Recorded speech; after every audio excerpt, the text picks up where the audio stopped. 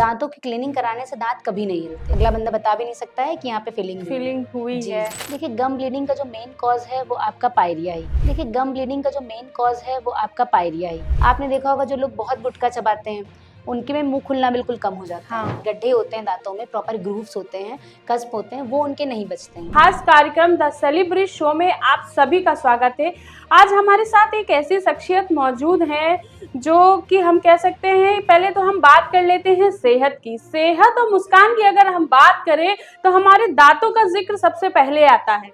अगर हमारे दांत ही सही ना हो तो हमारे जो पहचान है वो कहीं ना कहीं पीछे रह जाती है, क्योंकि हमारी मुस्कुराहट से ही हमारी पहचान होती है। जी हाँ, आज हम अपने इस पॉडकास्ट शो में दंत विशेषज्ञ जो है दंत की चीज़ों के बारे में बात करने वाले हैं। इसी पर आज हमारे साथ जो है डॉक्टर अर्चना सिंह जी मौजूद हैं, जो कि चंदन आयुष हॉस्पिटल में दंत विशेषज्ञ के रूप में कार्य कर रही हैं। मैम, आपका हमारे खास कार्यक्रम में बहुत बहुत स्वागत है। धन्यवाद। एक बार मैं भी चाहूंगी कि आप भी अपना परिचय दे दीजिए।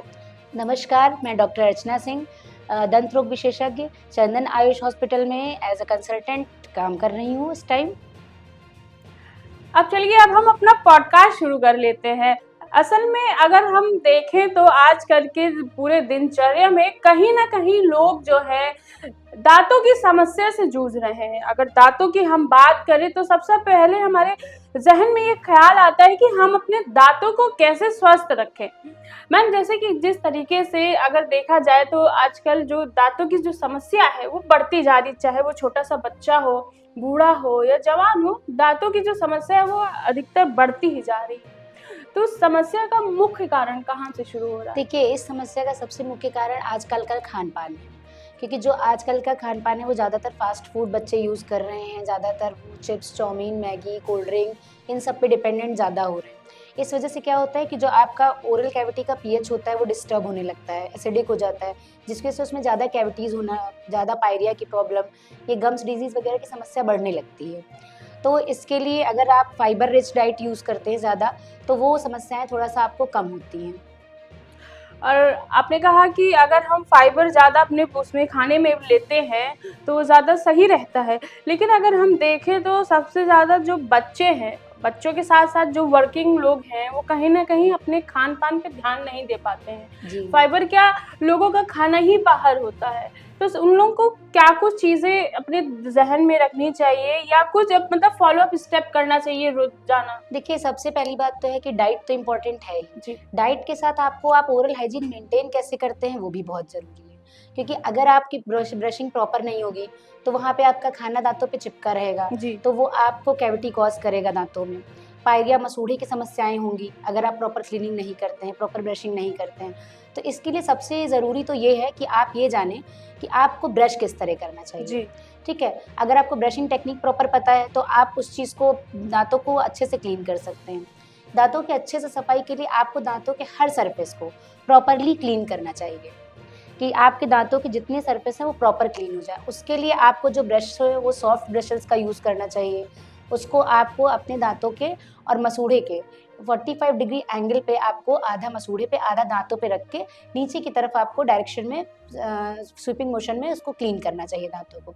ऐसे आपका जो, जिससे आप खाना चबाते हैं उस पे आपको आगे पीछे ब्रश करके उसको क्लीन करना चाहिए उस सरफेस को। फिर आपको नॉर्मल सर्कुलर मोशन में प्रॉपर आपको आपके दांत क्लीन करने चाहिए। इससे ये होता है कि आपको जो बैक्टीरिया, जितना भी आपका फूड पार्टिकल्स चिपके रहते हैं वो हट जाते हैं, जिससे उसमें कैविटी का खतरा कम हो जाता है। कैविटीज का खतरा कम हो जाता है। और अगर हम बात करें पेस्ट की, तो बड़ा कंफ्यूजन रहता है कि कौन सा पेस्ट इस्तेमाल करें। कोई पतंजलि आयुर्वेदा पे चला जाता है, कोई पेप्सोडेंट पे चला जाता है, तो कोई ऐसे फैशनेबल पे चला जाता है कि इनविजिबल आजकल चल रहे हैं। तो बेस्ट पेस्ट कौन सा होता है, क्या इंग्रेडिएंट्स देखिए, हमको देखने बेस्ट पेस्ट की बात अगर हम करते हैं तो टूथपेस्ट में तो आपको फ्लोराइड वाला टूथपेस्ट ही यूज़ करना चाहिए। उससे आपको कैविटी की जो होते हैं वो कम होती हैं। और दूसरी चीज़ ये है कि आपको ज़्यादा एब्रेसिव वाले टूथपेस्ट नहीं यूज़ करने चाहिए। अगर एब्रेसिव की मात्रा ज़्यादा है तो उससे आपके दांत साफ़ होने से ज़्यादा घिसते हैं। तो इसलिए आपको जब टूथपेस्ट आप सेलेक्ट करते हैं तो उसमें आप फ्लोराइड कंटेंट देखते हुए उसको सेलेक्ट करें कि वो फ्लोरिडेटेड होना चाहिए। अच्छा, और ये तो चलिए बड़े ही लोगों की हो गई कि कैसे अब भाई अपने दांतों को साफ रखें। अगर मैम बच्चों के दांतों की मैं बात करूं तो बच्चों को अपने दांतों की उनकी जो हम कह सकते हैं सुरक्षा है कैसे कर सकते हैं, क्योंकि वो ध्यान पेरेंट्स ही रख सकते हैं, उसी के अकॉर्डिंग बच्चा काम करेगा। तो बच्चों के दांतों के लिए क्या कुछ जरूरी है? देखिए, बच्चों के लिए सबसे ज़रूरी ये है कि उनके जो दाँत होते हैं, उसकी जो इनामल होती है, जो बाहर की परत होती है, वो जी। पतली होती है। तो उसमें कैविटी होने का चांस बहुत जल्दी होता है, जल्दी ही वो नेक्स्ट लेयर में पहुँचता है, फिर उसके बाद वो पल्प इन्वॉल्व करता है, तो बच्चों में पेनफुल कंडीशन हो जाती है। तो उसके लिए सबसे ज़रूरी है कि ये सब प्रॉब्लम्स ना हो, इसके लिए आप पेरेंट्स को ध्यान देना चाहिए कि आप अपने बच्चे को प्रॉपर ब्रश कराएँ, 2 टाइम सुबह और रात में सोने के पहले, और उसमें आप को देखना पड़ेगा कि वो प्रॉपर ब्रश कर रहे हैं या नहीं कर रहे हैं। और बाकी आप उनको माउथ वॉश वगैरह बीच-बीच में करवा सकते हैं, नमक पानी का कुल्ला करवा सकते हैं, उससे उनका ओरल हाइजीन मेंटेन रहेगा। ओरल हाइजीन मेंटेन रहेगा। और अगर हम बात करें घर के नुस्ख़ों की बात करें तो दादी और नानियाँ लोग बताती हैं कि भाई चारकोल का इस्तेमाल कर लो, जो कोयला आता है उसको घिस के दाँतों में रगड़ लो, दाँत चमक जाएँगे। और कड़वा तेल का इस्तेमाल कर लो, नमक लगा के, भाई मसूड़ों में दर्द नहीं होगा, नींबू घिस लो। तो ये क्या काम करता है? ये सब काम नहीं करता है। आपको बस अगर जो घरेलू नुस्खे में है वो आप यूज़ करना चाहते हैं, तो आप गुनगुने पानी में नमक डाल के as a mouthwash use कर सकते हैं, नेचुरल माउथ वॉश। ये सब अब बिल्कुल काम नहीं करता, क्योंकि आज का लाइफ़स्टाइल प्रॉपर चेंज हो चुका है, आज की डाइट चेंज हो चुकी है, जिसका इफ़ेक्ट आपकी होल बॉडी पे है। आपके दाँतों का जो इनामल है, उसके सरफेस पे भी इफ़ेक्ट उन चीज़ों का पड़ता है। तो इसलिए आप गुनगुने पानी में नमक डाल के कुल्ला कर सकते हैं, बाकी ये घरेलू उपचार नहीं किए जा सकते हैं। मतलब घरेलू उपचार जो है ये एक मिथ है, मतलब जी, मिथ है ये। काम नहीं करते हैं। नहीं, ये बहुत ज़्यादा काम नहीं करते हैं। मतलब सिर्फ ये है कि आप नमक पानी का कुल्ला करेंगे, वो आपके लिए प्रॉपर है। वो प्रॉपर रहता है। अगर हम पायरिया की मैं बात करूँ मैम, पायरिया जो अक्सर क्या होता है, लोगों को अक्सर हो जाती है, गम ब्लीडिंग होती है, फिर गम ब्लीडिंग से धीरे-धीरे घाव हो जाते हैं। तो इसकी शुरुआत पायरिया की कैसे होती है? देखिए, पायरिया की शुरुआत, पायरिया अपने आप में बहुत बड़ा टर्म है। जी। पायरिया की जो शुरुआत है वो आपकी सबसे पहले जिंजिवाइटिस से होती है। जी। हम लोग पायरिया को अपनी साइंटिफिक लैंग्वेज में पेरियोडोंटाइटिस कहते हैं। उसके पहले जो स्टेज होती है वो आपकी जिंजिवाइटिस होती है। जी। उस स्टेज पे कोई ध्यान नहीं देता है अपने दांतों पे। जब तक ओरल कैविटी एक ऐसी चीज़ है कि जब तक आपको प्रॉब्लम नहीं होगी तब तक आप डेंटिस्ट को विजिट नहीं करेंगे। हाँ। ठीक है, तो इसके लिए आपको सबसे ज़रूरी तो ये है कि ध्यान देना चाहिए कि मुँह से स्मेल आ रही है अगर आपको, तो मतलब कि आप पायरिया की तरफ जा रहे हैं। मुँह से स्मेल आना ये नहीं कि पायरिया ही है, वो अदर प्रॉब्लम्स की वजह से भी हो सकता है। मान लीजिए किसी को एसिडिटी होती है, हाँ। उस वजह से भी आपको मुँह से स्मेल आ सकती है। ये ज़रूरी नहीं कि केवल ओरल कंडीशन ही है। फिर दूसरा है, पायरिया में आपको मान लीजिए आपके मसूड़े नीचे खिसकते जाते हैं, दांतों में मोबिलिटी आ जाती है। जी, जी। तो ये सब प्रॉब्लम्स होती हैं, तो आपको इस पायरिया हो रहा होता है। इसके लिए आपको सबसे ज़रूरी कि आप अपने डेंटिस्ट को दिखाएं। आपको एवरी 6 मंथ पे विजिट करना चाहिए किसी भी डेंटल क्लिनिक में जो आपको लगता है कि सुटेबल है। हाँ। तो उससे आपको जो स्टार्टिंग फेज होता है वो आपका पता चल जाता है कि आपको पायरिया की शुरुआत हो गई है, आप क्लीनिंग करा लीजिए। आप जिंजिवाइटिस के स्टेज पे ही रोक सकते हैं, पायरिया तक जाना ही नहीं पड़ेगा आपको। पायरिया तक जाना ही नहीं पड़ेगा। जी, जी। और अगर हम बात करें कैविटीज़ की, तो लोग कहते हैं भाई ज़्यादा मीठा खाने से कैविटीज़ हो जाती हैं।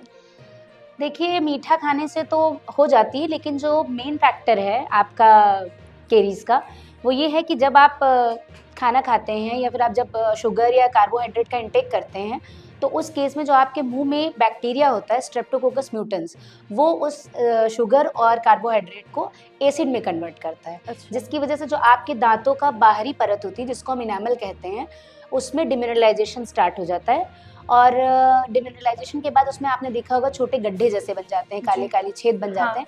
उनको हम कैविटी कहते हैं। कैविटी। तो ये इसी वजह से होता है कि जब सॉफ्ट डेब्रीज या प्लाक आपके दांतों पे जमा रहे, कलेक्ट रहे, तो उसमें ऐसा आपको होता है कि वहाँ पे कैविटी बनना शुरू हो जाती है। देखिए, कैविटी से बचने के लिए आपको 2 बार ब्रश करना चाहिए, एक मॉर्निंग में, एक रात में सोने से पहले।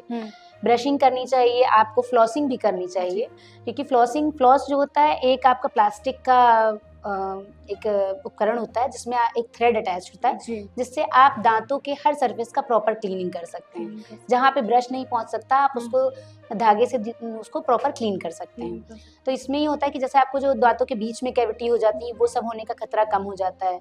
तो आपको कैविटी से बचने के लिए 2 बार ब्रश करना चाहिए प्रॉपर। माउथ वॉश भी यूज़ करना चाहिए टाइम टू टाइम, लेकिन माउथ वॉश एक मेडिकेटेड चीज़ है, ये आप बहुत लॉन्ग टर्म के लिए विदाउट प्रिस्क्रिप्शन नहीं यूज़ कर सकते। ठीक है, आप इसको अपने डेंटिस्ट के प्रिस्क्रिप्शन से यूज़ करिए, क्योंकि एक इस इंटरवल के बाद इसको यूज़ करते हैं। आप अगर माउथ वॉश रेगुलर यूज़ करना चाहते हैं तो आप गुनगुने पानी में नमक डाल के regular as a mouthwash use कर सकते हैं। ये एक नेचुरल माउथ वॉश है। हाँ बिल्कुल, आपने जैसे कहा कि माउथ वॉश जो है हम डॉक्टर्स के बताने के अनुसार ही कर सकते हैं, क्योंकि क्या है अगर हम देखें तो अगर मैं ग्रोसरी स्टोर्स में जाती हूँ, कहीं भी जाती हूँ, तो माउथ वॉश जो है रोज़ उसको अपने जैसे पेस्ट रोज करते हैं वैसे माउथ वॉश जो लोग हैं रोज उसको यूज़ कर रहे हैं। नहीं, हर सारे माउथ वॉश भी आप नहीं यूज़ कर सकते हैं। आपके अकॉर्डिंग कौन सा है, आपको क्या प्रॉब्लम है, कौन सी गम डिजीज़ है, उसके अकॉर्डिंग यूज़ होते हैं। कई माउथ वॉश हैं आजकल जो चल रहे हैं, 1-2 में आपको कार्सिनोजेनिक एजेंट्स भी ऐसा डिटेक्ट किए गए हैं। तो जब तक आपका डॉक्टर नहीं प्रिस्क्राइब करता तब तक आपको माउथ वॉश नहीं यूज़ करनी चाहिए। नहीं यूज़ करना चाहिए। और मैम अगर हम मसूड़ों की मैं बात करूँ, मसूड़ों में अक्सर क्या होता है कि क्या दिक्कत आती है मुझे नहीं पता, वो आजकल गम ब्लीडिंग होने लगती है, वो बहुत चलन भी चला है और बहुत सी समस्या से लोग ये जूझ रहे हैं कि गम ब्लीडिंग वाली समस्या बहुत कॉमन हो गई, चाहे बच्चा हो चाहे बूढ़ा हो, गम ब्लीडिंग सबको होती है। वो क्या कारण है? देखिए, गम ब्लीडिंग का जो मेन कॉज है वो आपका पायरिया ही है, क्योंकि होता क्या है कि जब आप प्रॉपर क्लीनिंग नहीं करते हैं, आपने प्रॉपर ब्रशिंग नहीं की, लोग क्या करते हैं जल्दी जल्दी बस दांतों पे घिस दिया ऊपर, ठीक है। तो अगर आप ऊपर केवल क्लीन करेंगे, आप मसूड़े की सफाई नहीं करेंगे तो वो बैक्टीरिया वहाँ पे कलेक्टेड है, ठीक है। वो कलेक्ट होके आपकी बोन्स में अंदर जाते हैं जब, तो वहाँ पे वो प्रोलिफरेट करके वहाँ पे आपके इन्फेक्शन कॉज करते हैं, वहाँ पे इन्फ्लेमेटरी सेल्स बनाते हैं, जिसकी वजह से उसमें ब्लीडिंग शुरू हो जाती है आपके गम्स में। तो गम्स की केयर के लिए आप रेगुलर 6 मंथ पे विजिट करिए डेंटिस्ट को। आप घर में प्रॉपर ब्रशिंग करिए जब, तो आप ब्रशिंग टेक्निक जो मैंने आपको बताई कि कैसे करना है, हाफ आपको गम्स पे रखना है, हाफ आपको टीथ पे रखना है, जी। वैसे आप करेंगे तो आपकी गम्स की भी क्लीनिंग प्रॉपर होगी। अच्छा। बाकी आप जब डेंटिस्ट को विजिट करेंगे, क्लीनिंग के बाद गम पेंट अप्लाई करने के लिए भी हम लोग देते हैं, तो उससे आपका मसूड़ा वापस से हेल्दी हो जाता है। आपने क्लीनिंग का जिक्र किया, तो सुंदरता बढ़ाने के लिए अच्छी मुस्कान हो जाए एकदम चमकदार मोती वाली, तो उसके लिए लोग क्या करते हैं, क्लीनिंग करवाते हैं, बहुत ज़्यादा क्लीनिंग करवा लेते हैं, तो उससे क्या होता है आपके दांत जो है हिलने भी लगते हैं। लोगों का कहना है कि भाई ज़्यादा क्लीनिंग करवाने से दांत हिल जाते हैं, ये क्या एक मिथ है कि सच में ऐसा? ये बिल्कुल मिथ है जी। दांतों की क्लीनिंग कराने से दांत कभी नहीं हिलते। हाँ। बस ये डिपेंड करता है कि जिस टाइम आपने क्लीनिंग कराई वो आपकी कंडीशन कैसी थी ओरल, क्योंकि कई बार क्या होता है पेशेंट को आप देखोगे तो उसको पूरा कैलकुलस, जब प्लाक जो होता है, जो आपका खाना सॉफ्ट होके दांतों पे जब जमता है तो उसको हम लोग प्लाक कहते हैं। जी। फिर उसके बाद वही सॉफ्ट धीरे धीरे हार्ड होता चला जाता है, वो आपकी ब्रशिंग में क्लीन नहीं होगा। जब आप डेंटिस्ट को विजिट करेंगे तभी क्लीन होगा। होता क्या है, ओरल कैविटी में पेशेंट्स ध्यान नहीं देते हैं कि आपको क्या हो रहा है। तो जब आप उसको देखेंगे कि हाँ, डेंटिस्ट को विजिट करते हैं, जब ब्लीडिंग होने लगती है, स्मेल आने लगती है, तब पेशेंट जाता है डेंटिस्ट के पास। तो वहाँ पे जब वो क्लीनिंग करेंगे, जब आपका पूरा रिसेशन हो गया, मतलब मसूड़ा पूरा नीचे खिसक गया, मसूड़े और बोन की जगह पे सिर्फ कैलकुलस जमा हो गया, तब जब उसकी क्लीनिंग की जाएगी तो दांत ऑब्वियसली हिलेगा ही। बिल्कुल हिलेगा। अगर आप इस एज ग्रुप में अपना रेगुलर 6 मंथ पे डेंटिस्ट को विजिट करते हैं तो आपका मसूड़ा हमेशा हेल्दी रहेगा। आप एवरी 6 मंथ पे कराइए, कभी नहीं हिल सकते दांत, कभी नहीं। ये मिथ है कि ज्यादा क्लीनिंग कराने से भाई दांत हिल जाएगा। ऐसा कुछ नहीं होता है। और एक चीज़ मैं और जानना चाहूँगी कि अगर मैं पीछे की दाढ़ों की मैं बात करूँ, जो दांत होते हैं उसमें भी बहुत समस्या आती है, कुछ लोगों के निकाल दिए जाते हैं, कीड़े लग जाते हैं, हिलने लगते हैं दांत, तो वो क्या चीज़ है, कैसे? देखिए, पीछे के जो दांत हैं, जो लास्ट मोलर आपका 3rd मोलर होता है, ये आपका लगभग 17 के बाद ही निकलना स्टार्ट होता है। तो उसमें क्या होता है कि आप जब पहले तो आप सारे दांतों की सफाई करते हैं, ये थोड़ा थोड़ा सा करके आता है, किसी किसी को एकदम से आ जाता है जी। तो होता है कि जब थोड़ा थोड़ा सा करके आता है तो उसमें आपका खाना डिपॉजिट होता रहता है, आप खा रहे हो, क्लीनिंग कर रहे हैं, आप केवल आपने आगे आगे का कर लिया, पीछे का क्लीन ठीक से नहीं किया, तो उसमें पॉकेट बनना शुरू हो जाती है। जैसे आपने जो पायरिया बताया वो बाद में पायरिया का रूप लेता है, और वहाँ पे स्वेलिंग होने लगती है, वहाँ पे कैविटी होने लगती है खाना पचने की वजह से। तो उसको आप प्रॉपर अगर क्लीन करेंगे तो वो हेल्दी रहेगा और अच्छे से निकलेगा। फिर कुछ केसेस में ऐसा होता है कि आपका नहीं निकल सकता है थर्ड मोलर, वो सिर्फ स्वेलिंग और पेन कॉज करेगा। जैसे इम्पैक्टेड है, इम्पैक्शन जब हड्डी के अंदर फंसा हुआ दांत होता है उसको हम लोग इम्पैक्शन कहते हैं। अच्छा। तो वो आपका प्रॉपर नहीं निकल पाता है, तो उसके लिए आपको सर्जिकल एक्सट्रैक्शन से उसको निकलवाना ही पड़ता है, क्योंकि फिर वो निकलेगा तो है नहीं। कई बार एंगुलेशन चेंज होता है कि आपका दांत गाल की तरफ निकल रहा है, जीभ की तरफ निकल रहा है, या फिर आपका सीधा लेटा हुआ दांत है हड्डी के अंदर, तो ऐसे केसेस में फिर दांत निकल नहीं पाता, तो आपको इसको डेंटिस्ट से एक्सट्रैक्ट ही कराना पड़ता है, निकलवाना ही पड़ता है। निकलवाना है। उससे क्या कुछ असर पड़ता है? कुछ लोग कहते हैं रोशनी पे बहुत असर अच्छा पड़ता क्वेश्चन। है। हाँ, रोशनी पे असर पड़ता है, सर में दर्द होने लगता है, क्या बहुत सी जी चीजें ऐसा बताते कुछ हैं। नहीं है, ये टोटल मिथ है। मिथ है। दांत निकलवाने से आंखों पे कैसे इफेक्ट हो जाएगा? आँखों की सप्लाई हर चीज़ प्रॉपर अलग है, सारी हाँ। ब्लड सप्लाई, वेन सप्लाई, सारी नर्व सप्लाई टोटल अलग है। देखिए गम ब्लीडिंग का जो मेन कॉज है वो आपका पायरिया ही। तो इसमें आप ये सोचिए कि जब आपका एक दांत निकाला जाता है, दूसरा नहीं हिलता, तो आपकी आंखों की रोशनी कैसे चली जाएगी? कैसे चली जाएगी, बिल्कुल। ठीक है, तो ये तो प्रॉपर मिथ है कि दांत निकलवाने से आंखें कमजोर हो जाएंगी या सर में दर्द होगा या और कोई असर पड़ेगा, ऐसा कुछ नहीं है। ऐसा कुछ नहीं ऐसा है। कुछ नहीं होता है। और मैं ब्रेसल्स की अगर मैं बात करूँ, जैसे कुछ लोगों के दांत निकलते हैं बाहर की तरफ तो ब्रेसल्स लगा लेते हैं, वो कितना इम्पैक्ट? ब्रैकेट्स, वो कितना? ब्रेसेस। देखिए ब्रेसेस जो है वो आपका ऑक्लूजन के करेक्शन के लिए, मतलब जैसे कि आपका ये टेढ़े मेढ़े दांत हैं, ठीक है, या फिर आपके दांतों पे स्पेसिंग ज़्यादा है, या फिर आपके दांतों में जो है आगे पीछे बाहर निकले हुए हैं, तो इसके करेक्शन के लिए हम लोग ब्रेसेस लगाते हैं। तो ब्रेसेस जो लगते हैं वो ब्रैकेट्स पे लगते हैं। तो आपका उसमें मेटल में भी होता है, सिरामिक में भी होता है, सिरामिक थोड़ा एस्थेटिक होता है। और बाकी इसके लिए आपका अलाइनर्स वगैरह भी यूज़ किए जाते हैं। अलाइनर्स प्लास्टिक की एक प्लेट होती है, बट आपका अगर ज़्यादा डिफॉर्मिटी है, आपका जो ये ऑक्लूजन का लेवल है ज़्यादा गड़बड़ है, तो आपके लिए सबसे बेस्ट ब्रेसेस ही है कि आप ब्रेसेस यूज़ करो अलाइनर्स के पीछे, क्योंकि अलाइनर्स आपको वेयर करने होते हैं। अगर आप 20-22 घंटे उसको नहीं पहन रहे हो तो वो वर्क अच्छा नहीं करेंगे। जी। क्या अलाइनर्स, देखिए अलाइनर्स एक हम कह सकते हैं लोगों की शौक भी बन गई है। कुछ लोग शौक में अलाइनर्स लगवा रहे हैं कि भाई उससे दांत एकदम क्लियर दिखता है, बढ़िया दिखता है। नहीं, वो तो आपका ऑर्थोडोंटिक मूवमेंट, क्योंकि वो जो आपका ब्रेसेस हैं या अलाइनर्स हैं वो स्लो मूवमेंट कॉज करते हैं दांतों पे, उसके ऑक्लूजन के करेक्शन के लिए। अच्छा। तो इसको एस्थेटिकली पहनने का कोई वैसा पर्पस नहीं होना चाहिए। वैसा पर्पस नहीं होना चाहिए। और मैम अगर हम बात करें आगे के दांत जो होते हैं लोगों के, जैसे अब हमें नहीं पता कौन सी भाषा में क्या कहते हैं आपकी, तो जैसे मान लीजिए एक दांत के ऊपर 2 दांत आ गए, उससे कैसे कंक्लूजन पाना है लोगों को? उससे देखिए अगर एक दांत पे दूसरा दांत आ गया है तो उसमें से आप अगर परमानेंट दांत में ऐसा हो रहा है आपको कि परमानेंट डेंटिशन में ऐसा हुआ, मतलब आप बड़े हो गए हैं, दूध के दांत निकल चुके हैं, जो आपके पक्के दांत हैं उनमें अगर ऐसी दिक्कत आती है तो उसमें से फिर हम लोग एक्सट्रैक्शन करके ऑर्थोडोंटिक मूवमेंट, जैसे ये आपने ब्रैकेट्स की, ब्रेसेस की बात की, उनके थ्रू हम उनको रिपोजिशन करते हैं, वापस एक आर्च में प्रॉपर करते हैं, जिससे आपकी स्माइल एक प्रॉपर अलाइन लगती है। जी जी। अच्छा। और आजकल एक मैंने अभी हाल ही में एक रिसर्च में देख रही थी, पढ़ रही थी, उसमें निकल के आया है कि आपके दांत अगर दूध वाले चले जाते हैं, जो नए दांत निकलते हैं वो भी अगर चले जाते हैं, तो एक फॉर्मूला इन्वेंट हुआ है, अगर आप उसको वो लगाते हैं, ड्रॉप लगाते हैं या कोई सोल्यूशन है, वो फिर से वो दांत आ रहे हैं, वो एक इन्वेंशन हुई है। क्या ये सही है? नहीं, ऐसा कोई इन्वेंशन नहीं, बल्कि आप ऐसा कुछ नहीं है। ऐसा कुछ नहीं है। ये दांत आप दूध के दांत गिरने के बाद तो आपके परमानेंट टीथ आ जाएंगे। जी हाँ। बट अगर आपका परमानेंट गिर गया है और आपको वहाँ पे रिप्लेसमेंट कराना है, तो सिर्फ वहाँ पे आपका नेचुरली, अगर आप मतलब उस तरह कराना चाहते हैं कि आप किसी दांत को डिस्टर्ब नहीं करना चाहते हैं कि अगल बगल का हम कोई डिस्टर्ब करें, तो उसके लिए आपका इम्प्लांट ऑप्शन में है। बट ये नहीं है कि आपका वो फिर से दांत निकल आएगा, ऐसा कुछ नहीं है। ऐसा कुछ हाँ, ये मिथ है। और मैम अगर हम इम्प्लांट की मैं बात करूँ, इम्प्लांट बहुत महंगा होता है, और उसके साथ साथ लोगों को ये डर रहता है भाई, जैसे वो पिक्चर एक शो करता है नीचे, हाँ नीचे एक शो करते हैं, बोल्ट होता है, एक नट होता है।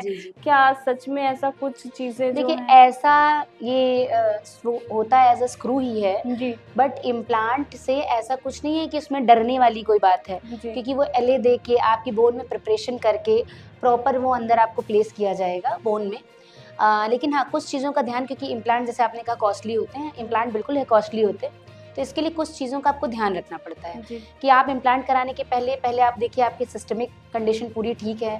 सिस्टमिक कंडीशन जैसे कि बीपी है, थायराइड है, ऑस्टियोपोरोसिस है, ये सब आपको नहीं होना चाहिए।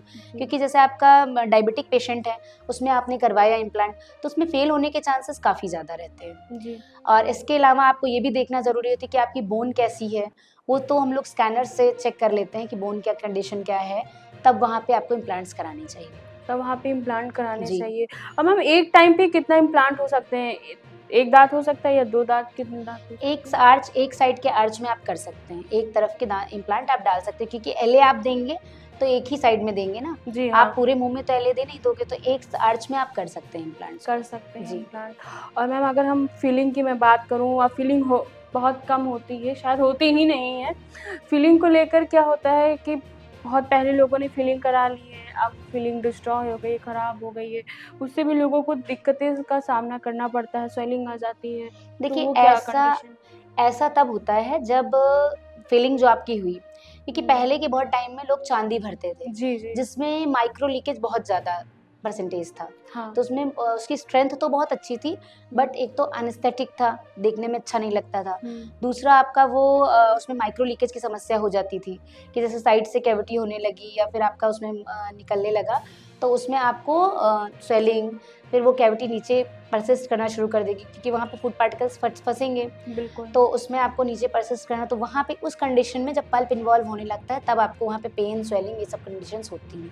नहीं तो फिलिंग से ऐसा कोई इश्यू नहीं है कि आपको फिलिंग की वजह से कोई प्रॉब्लम हो रही है। फीलिंग की वजह से फिलिंग बल्कि इम्पॉर्टेंट है, अगर कैविटी आपको लग रही है तो अब तो न्यू मटेरियल्स हैं, बिल्कुल आपके दाँत के कलर के हैं, आप उनको यूज़ करवा सकते हैं, फिलिंग करा सकते हैं, उसकी लेज़र फिलिंग्स होती हैं, तो वो तो बिल्कुल एस्थेटिक लगती हैं, आप वहाँ पे देख के अगला बंदा बता भी नहीं सकता है कि यहाँ पे फिलिंग हुई है। फीलिंग हुई जी, है। जी। और एक चीज़ मैं और जानना चाहूँगी कि जैसे कि अगर मैं बात करूँ कि जो आजकल नई-नई इंस्ट्रूमेंट्स चले हैं, क्या कुछ बदलाव आया है पहले के ओरल उसमें और अब के उसमें? जी, बिल्कुल काफ़ी बदलाव आया है, पहले की डेंटिस्ट्री में, आपकी डेंटिस्ट्री में काफ़ी कुछ न्यू इन्वेंट होता है, रोज़ हो रहा है। हो रहा है। जी तो मतलब ये है जैसे पहले था आरसीटी वगैरह ट्रेडिशनल से किया जाता था, आजकल एंडोमोटर वगैरह भी यूज़ करते हैं।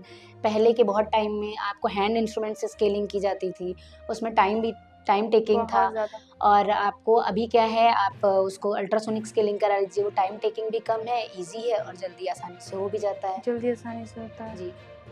और अगर हम बात करें नए-नई आजकल वो चल गए हैं कि गम पेंट, तो आपने बताया कि उसको हम मसूड़ों को सेव करने के लिए यूज़ करते हैं।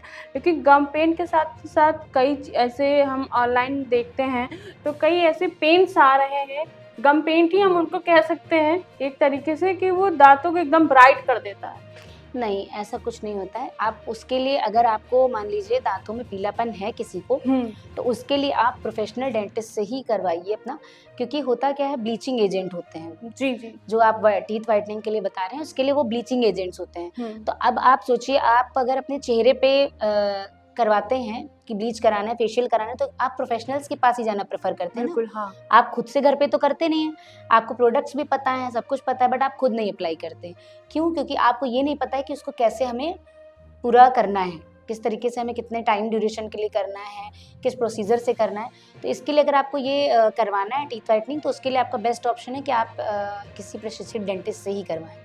डेंटिस्ट से ही जी, करवाएँ। जी। मैम अगर हम बात करें आजकल जो लोग हैं यंग जनरेशन की मैं बात करूँ, चाहे ओल्ड और चाहे यूथ, आजकल जो छोटे-छोटे बच्चे 12-13 साल के हैं, वो भी स्मोकिंग करने लगे हैं, ड्रिंक करने लगे हैं। तो इस स्मोकिंग ड्रिंकिंग से क्या कुछ असर पड़ता है दाँतों पे? देखिए स्मोकिंग, ड्रिंकिंग से आपके दाँतों पे तो इफ़ेक्ट पड़ता ही है, साथ में आपको सिस्टमिक हेल्थ भी इफ़ेक्ट होती है। जी। पान मसाला, तंबाकू, स्मोकिंग, इन सब चीज़ों से लोगों का ये है कि अगर हम तंबाकू खा रहे थे तो हमें पेशेंट कई बार ये कहता है, हुँ। तब तक मुझे दाँतों में कोई प्रॉब्लम नहीं थी। हाँ। जब से मैंने छोड़ दिया, तब से मुझे दिक्कत होने लगी। दिक्कत होने लगी। क्यों? उसमें मौजूद निकोटीन की वजह से पेशेंट को अच्छा। फ़ील नहीं होता है। वो जी। नमनेस हो जाती है उस जगह पे, तो वहाँ पे आपको फ़ील नहीं होगा कि ऐसा कुछ है। हुँ। लेकिन वो आपको बड़ी समस्या में डाल रहा होता है। बल्कि आपको धीरे-धीरे आप कंटिन्यूअस यूज़ करने आजकल जो यंग जनरेशन बहुत ज़्यादा यूज़ कर रही है, क्योंकि वो प्रॉपर डाइट तो ले नहीं रहे हैं। जो हमने डाइट की बात की, फाइबर रिच डाइट हाँ। चाहिए। आप प्रॉपर डाइट नहीं ले रहे हैं, प्रॉपर लाइफ़स्टाइल नहीं है आपका, फिर आप केवल नुकसान करने वाली चीज़ों को ही ले रहे हैं। जैसे पान मसाला, तंबाकू, स्मोकिंग, ड्रिंकिंग, ये सब कर रहे हैं, तो उससे आपको धीरे धीरे, एक दिन में नहीं होता, रेगुलर कंटिन्यूअस यूज से होता है, तो आपको धीरे धीरे पैच बनना शुरू हो जाते हैं मुंह में। कई तरीके के आप वाइट, रेड पैच देखेंगे। जो लोग बहुत स्मोकिंग करते हैं उनमें स्मोकर्स पैलेट हो जाता है, पैलेट पे छोटे छोटे से दाने पड़ जाते हैं। बाद में क्या होता है, आगे चल के ये धीरे धीरे आपका तुरंत ये कंडीशन ओरल कैंसर नहीं है, जैसे ल्यूकोप्लेकिया, इरिथ्रोप्लेकिया, ये सब होता है, ये धीरे धीरे आपको चल के ओरल कैंसर कॉज करते हैं। आपने देखा होगा जो लोग बहुत गुटखा चबाते हैं उनके में मुंह खुलना बिल्कुल कम हो जाता है। ठीक है, तो मुंह आपका खुलना बिल्कुल कम हो जाएगा, आप प्रॉपर खा नहीं पाएंगे। आज तो आप गुटखा चबा रहे हैं, एक टाइम आएगा कि आप खाना खाने के लिए भी प्रॉब्लम होगी। तो बेस्ट है कि पान मसाला, तंबाकू, गुटखा, ये सब जो बैड हैबिट्स हैं वो आपको तुरंत स्टॉप करनी चाहिए, तुरंत स्टॉप कर देना जी। नहीं तो इनकी सर्जरी बहुत बुरी है, ओरल कैंसर बहुत बैड है, बहुत पेशेंट सफर करता है, इसलिए बेटर है कि आप स्टॉप करिए इसको, स्टॉप करें। और मैम आपने जैसे कहा कि पान मसाला, गुटखा, पान की अगर हम बात करें, लोगों का कहना है कि भाई पान खा लेते हैं हमारे मुंह से बदबू नहीं आती है, पान खाने से खून बढ़ जाता है, और पान खाने से हमारे दांत मजबूत हो गए हैं क्योंकि हम सुपारी चबा रहे हैं 24 घंटे। तो क्या ये कोरिलेट कर रहा है? ये बिल्कुल मिथ है, 100% मिथ है, क्योंकि ये इसका कोई रिलेशन नहीं। देखिए, आप पान मसाला चबा रहे हैं, मैंने बताया ना, निकोटीन की प्रेजेंस की वजह से आपको उसमें फील नहीं होता है कि स्मेल आ रही है, कुछ है, बट आप बड़ी समस्या को दावत दे रहे होते हैं, बहुत बड़ी समस्या को। तो ये सब तो मतलब बिल्कुल प्रॉपर ही मिथ है।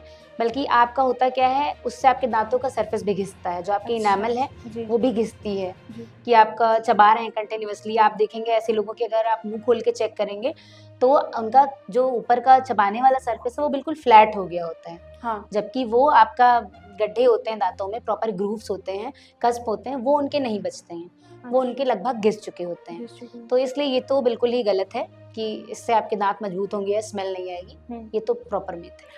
मैम दातून की अगर हम बात करें, अगर हम अभी गांव जाते हैं, गांव क्या शहर में ही देख लेते हैं, कुछ लोग अभी भी दातून करते हैं, नीम का दातून करते हैं, तो क्या नीम का दातून फायदेमंद है?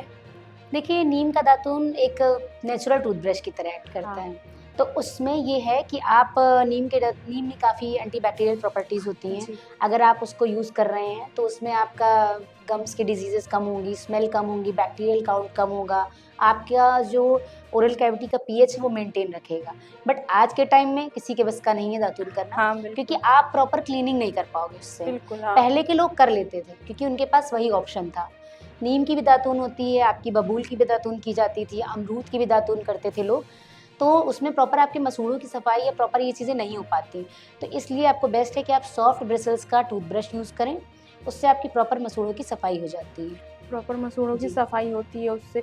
और मैम अगर हम, अभी लोगों का कहना है कि भाई हम तो मसाला नहीं खाते थे तो हमको क्यों कैंसर हो गया, कैंसर, ओरल कैंसर जो आजकल हो रहा है लोगों को। देखिए, इसका भी काफ़ी कारण है, कभी कभी ये जेनेटिक भी होता है कि आप में जीन्स हैं उसकी वजह से होता है। बाकी आप जैसे रेड चिली ये लोग बहुत यूज़ करते हैं, रेड चिली का इंटेक करने से भी आपका एक फैक्टर है कि आपको कैंसर कॉज हो सकता है। दूसरा है कि आप बहुत गरम खाते पीते हैं, उसकी वजह से भी होता है, क्योंकि बहुत ज़्यादा हीट से टिश्यूज लेवल पे चेंज होना शुरू हो जाते हैं। आप कंटिन्यूअस वो कर रहे हैं, एक दिन गरम खाने से ऐसा कुछ नहीं होगा, बट अगर कंटिन्यूअसली ऐसा कर रहे हैं तो फिर आपको चांसेस रहते हैं, ऐसा चांसेस रहते हैं।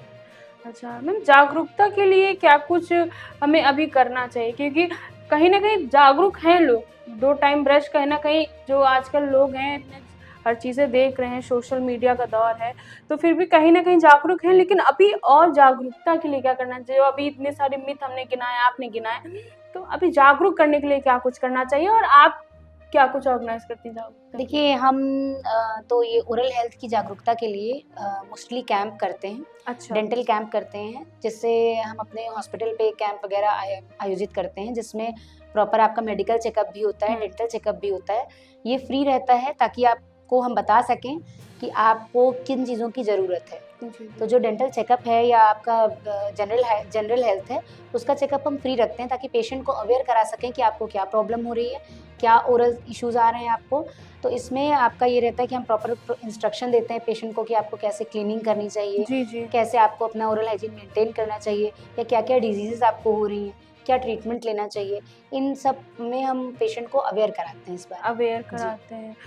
मैम दांतों का दर्द की अगर हम बात करें, इलाज की हम बात करें, लोगों का कहना है कि भाई दांत का दर्द तो दर्दनाक ही होता है, क्या है इसका, दर्दनाक देखिए, होता है क्या? नहीं, ट्रीटमेंट दर्दनाक नहीं होता है। हुँ, अगर आप जैसे जो भी डेंटिस्ट हैं, आप अच्छे प्रशिक्षित डेंटिस्ट के पास जाएँगे, तो वो आपको जो एनेस्थीसिया हम लोग जो कहते हैं, तो उसको आप सुन्न का कह सकते हैं। हाँ, सुन्न की दवा लगा के, जैसे मान लीजिए बहुत पेनफुल प्रोसीजर है, तो सुन्न की दवा लगा के हम पेशेंट में तब काम करते हैं, या फिर स्प्रे कर दिया एनेस्थीसिया का, तो वहाँ पे थोड़ा-सा पेनफुल कम हो जाता है पेशेंट में। तो ऐसा कुछ नहीं है कि पेनफुल है, पेनफुल बिल्कुल भी नहीं है, बल्कि हम उसको सिचुएशन देख के उसी अकॉर्डिंग ट्रीटमेंट किया जाता है। उसी जी, अकॉर्डिंग जी। ट्रीटमेंट होता है।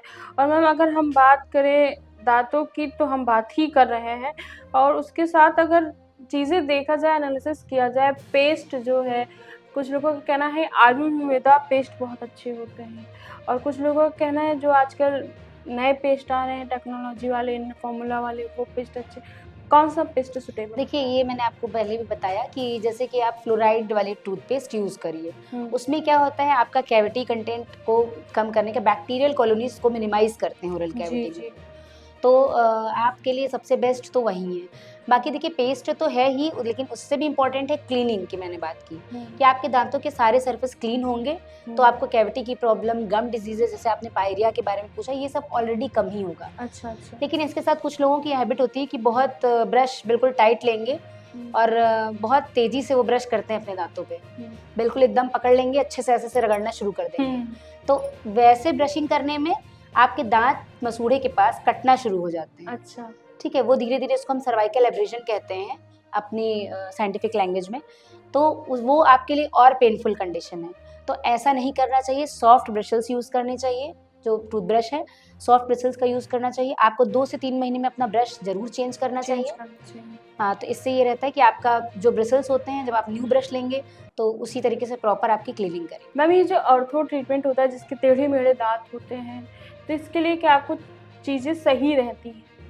देखिए, इसके लिए तो ये होता है कि आप एक टाइम पे प्रॉपर डायग्नोसिस, आप, मैंने बताया जैसे आप हर 6 मंथ पे अपने डेंटिस्ट को विज़िट करते हैं। हुँ, तो अगर बच्चों को, तो आप पेरेंट्स तभी दिखाते हैं जब उनको कोई प्रॉब्लम होती है, या फिर जब बच्चों के दाँत बाहर आ रहे होते हैं, निकलते हैं, तो जो परमानेंट दाँत आते हैं, तो वो कभी-कभी क्या होता है कि बाहर की तरफ निकल रहे जी, होते हैं। जी। जैसे अगली डकलिंग स्टेज होती है कि मतलब देखने में बहुत बुरा लगता है। हुँ, तो उस स्टेज पे आपको अपने डेंटिस्ट को एक बार दिखाना चाहिए कि आपके बच्चों को क्या ट्रीटमेंट दिया जाए। फिर जब आपका जो ऑर्थो ट्रीटमेंट है, वो बेसिकली आपका, जब आपके सारे दाँत आ जाते हैं, परमानेंट दाँत, तब वो प्रॉपर आपका किया जाता है, और वो आपका 25 साल के अंदर ही हो जाना चाहिए। अच्छा, उसका रिज़ल्ट बहुत अच्छा आता है तब। अच्छा, अच्छा। आप अगर 14 या 15 साल की उम्र से लेके आप 20-25 की उम्र तक करा लेते हैं, उससे इस ड्यूरेशन में, तो फिर उसका रिज़ल्ट अच्छा आता है, जल्दी आता है, वो टाइम कम लेता है, और इसका रिलैप्स होने का चांस कम रहता है, और इसमें रिज़ल्ट भी अच्छे आते हैं। अगर उसके ऊपर भी होते हैं ट्रीटमेंट्स, आप मान लीजिए लेट में कराना चाह रहे हैं हुँ, 25-30 के आस-पास, पर उसमें रिज़ल्ट उतना अच्छा नहीं आता है, रिलैप्स का मतलब आपके दाँत वापस वहीं, जहाँ से आपने शुरू किया, वहीं चले जाने का डर रहता है। अच्छा। तो बेस्ट ये है कि आप 25 के पहले ही पहले करवा लें अपने दाँतों का, 25 ही क्यों, बल्कि आप 22-23 के पहले ही कराइए। 22-23 के पहले जी, जो करा लें। टेढ़े-मेढ़े दाँतों का करेक्शन है। अच्छा, मैम इम्प्लांट बेस्ट होता है कि जो नकली बत्तीसी ब्रिज। होती है, वो ब्रेसेस जो होते हैं, वो बेस्ट होता है, कि और जो एक चीज़ें 3-4 चीज़ें चल गई, क्या बेस्ट देखिए, रहता है? दाँत अगर आपका, कहीं से दाँत आपका जो निकल गया है, मान लीजिए वो बीच का दाँत है अगर आपका, तो उसके लिए आप यूज़ कर सकते हैं। 3 तरीके से दाँत लगते हैं, एक तो निकालने वाले, हुँ, दूसरे आपके फिक्स ब्रिज होता है, हुँ, फिर आपका होता है कि आप इम्प्लांट कराएँ। अच्छा, तो तीनों चीज़ों के अलग-अलग हैं, थोड़ा-सा इकोनॉमिक इश्यू भी होता है इन चीज़ों पे। तो निकालने वाला जो होता है, वो थोड़ा-सा अच्छा नहीं होता है, जैसे बत्तीसी है।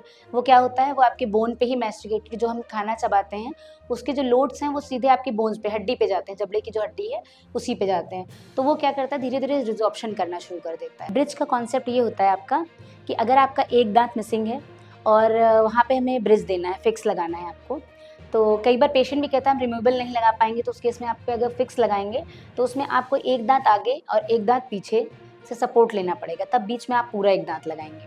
तो उसमें ये रहता है कि आपके 2 हेल्दी दाँत कॉम्प्रोमाइज़ हो रहे हैं, 2 नेचुरल हेल्दी दाँत आपके उसमें कॉम्प्रोमाइज़ हो रहे हैं। फिर आपका आता है नेक्स्ट इम्प्लांट। इम्प्लांट में आपका जो अगल बगल के दांत हैं उनसे कोई छेड़छाड़ नहीं की जाती है, सीधा आपकी बोन में ही इम्प्लांट डाल के उसी के ऊपर प्रोस्थेसिस दे देते हैं हम लोग। अच्छा। ठीक है, तो आपके लिए जो बेस्ट है वो है तो इम्प्लांट, बट ये थोड़ा सा कॉस्ट इफेक्टिव होता है, तो ये आप इकोनॉमिकली अपने उस अकॉर्डिंग ट्रीटमेंट ले सकते हैं। मैम मेरा आखिरी सवाल, रोजाना लोगों को महीने भर में, आपने कहा 6 मंथ्स में डेंटिस्ट के पास जाना चाहिए, और क्या कुछ चेकअप कराने चाहिए?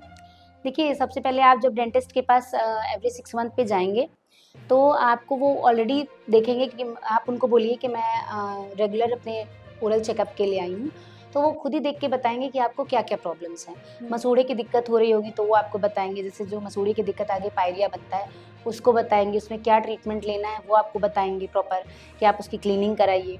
फिर आप को कैविटी अगर हो रही है, तो अगर आप इनिशियल स्टेज पे पता चल जाता है कि आपको कैविटी हो रही है, तो वहाँ पे आप दांत के कलर की फिलिंग केवल करा सकते हैं, उससे काम चल जाएगा। नहीं तो फिर अगर आपका वो उसमें डीप हो जाएंगी कैविटी, तो वहाँ पे दांत खोखला होने लगता है। उससे क्या होता है, आपका आरसीटी करके फिर उस पर क्राउन जाता है, कैप दिया जाता है, तो उससे आपका स्ट्रेंथ पे इफेक्ट पड़ता है कि जितना दांत ज़्यादा लॉस हो जाएगा उसकी स्ट्रेंथ उतनी ही वीक रहती है। तो हर बार ये नहीं होता है कि अगर दांत सड़ गया तो हर बार बच ही जाएगा, कभी कभी निकालना भी पड़ता है। इसलिए ये बहुत इंपॉर्टेंट है कि आप 6 मंथ पे विजिट करें। तो 6 मंथ में दांत की कंडीशन इतनी बुरी, इतनी जल्दी नहीं होती कि आपका दांत निकालना पड़े, उसको अर्ली फेज में बचाया जा सकता है। तो बिल्कुल ये रही हमारी खास बातचीत। बिल्कुल आज के जो हमारा पॉडकास्ट रहा है, स्पेशली जो है हम दांतों की चीज़ों के बारे में हमने बात करी, ये टीथ से रिलेटेड जितनी भी चीज़ें थी उसके बारे में हमने बात करी, क्योंकि असली इंसान की जो पहचान है वो मुस्कुराहट से होती है, उसकी मुस्कान से ही होती है। तो बिल्कुल मैम ने इतने सारे टिप्स दिए, उनको फॉलो करिए रोजाना अपने लाइफ में, और ऐसे ही स्वस्थ रहिए, मस्त रहिए। मैं प्रज्ञा पांडे, कैमन तालिब के साथ, UP24 नेटवर्क।